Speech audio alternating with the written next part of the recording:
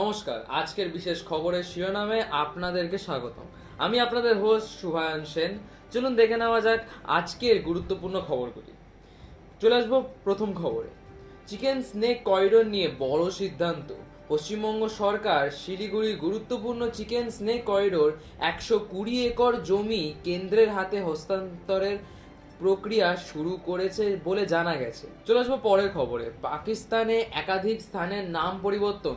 পাকিস্তানের লাহোর শহরে বেশ কিছু এলাকায় পুরনো হিন্দু, শিখ ও ঔপনিবেশিক নাম পুনরায় ফিরিয়ে আনা হয়েছে।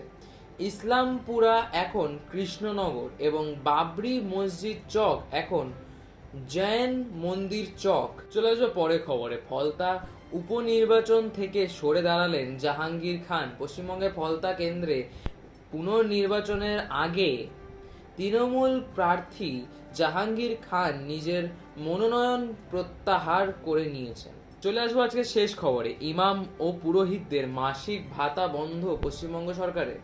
নতুন পশ্চিমবঙ্গ সরকার ইমাম, মুয়াজ্জিন ও পুরোহিতদের জন্য চালু থাকা মাসিক ভাতা প্রকল্প বন্ধ করেছে। আগের সরকার 2012 সালে এই প্রকল্প চালু করেছিল।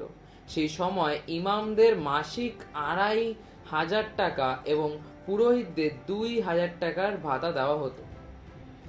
ধন্যবাদ, ভালো থাকবেন, সুস্থ থাকবেন। Stay tune with Swan news.